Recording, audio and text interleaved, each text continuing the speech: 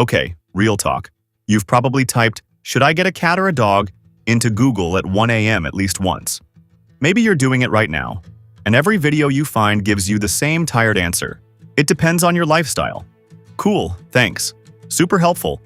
I'm going to actually answer it. By the end of this video, you're going to know, not guess, which one is right for you. And I promise you the answer is going to surprise at least half of you. So, stick with me, because around minute 6, I'm going to give you a 60-second test that tells you exactly which pet fits your life. Let's get into it. Section 1 is the time myth.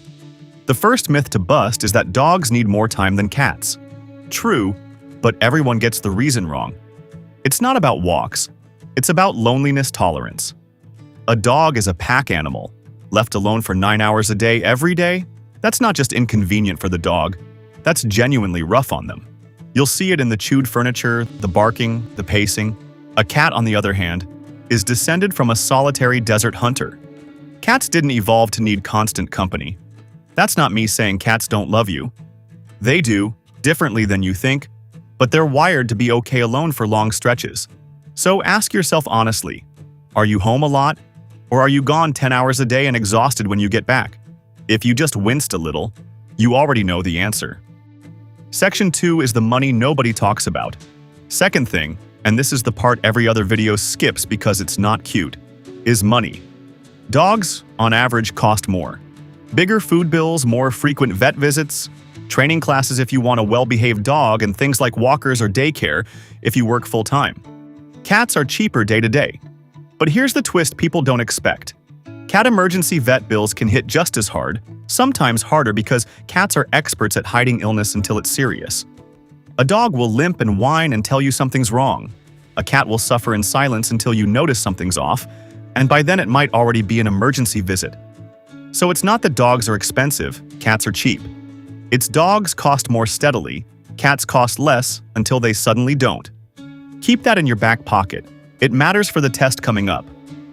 Section 3 is the emotional payoff nobody admits. Now here's the part I actually think matters most, and almost nobody says it out loud.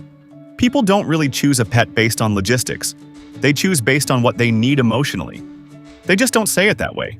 If you want something that greets you at the door like you're the best thing that's ever happened to it, every single day, no matter what kind of day you had, that's a dog. That unconditional, loud, chaotic love. Some people need that. It genuinely helps with loneliness, depression, and structure, as dogs force you out of bed and outside, even on your worst days.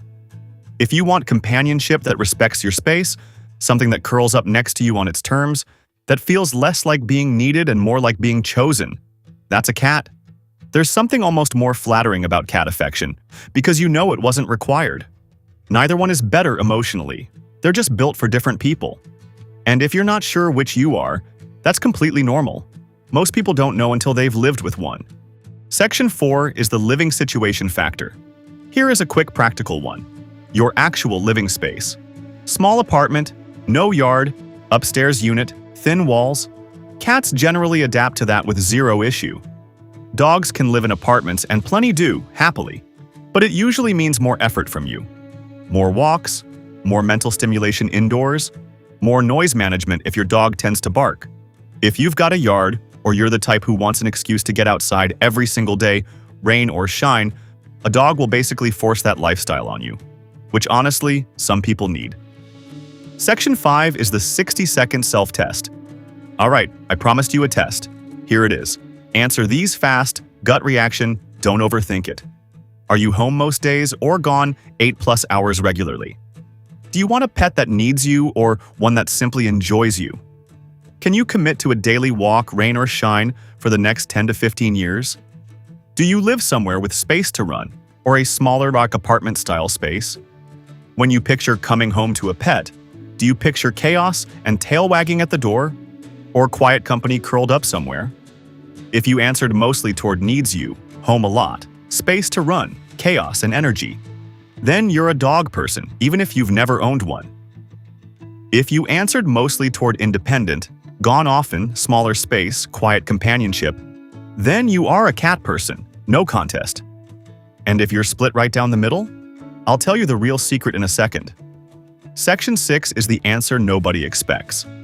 Here's the twist I promised at the start. A lot of you watching this aren't actually cat people or dog people. You're not ready for a pet right now, people. And that's a completely valid answer too. If your life is unstable, if you're moving a lot, if money's tight, or your schedule changes constantly, then the most loving thing you can do isn't picking a cat or dog. It's waiting until you can actually give either one what it needs. But for the rest of you who scored clearly one way, that's not just an opinion I'm giving you. That's you, reflected back. The pet doesn't change who you are, it just matches who you already are. So comment below, cat, dog, or honestly, not ready yet? I read every single one, and I'm genuinely curious which one this video convinced you of. And if you're still torn, next video I'm breaking down specific breeds, because dog person and border collie owner are two very different lifestyles. Subscribe so you don't miss it. I'll see you in the next one.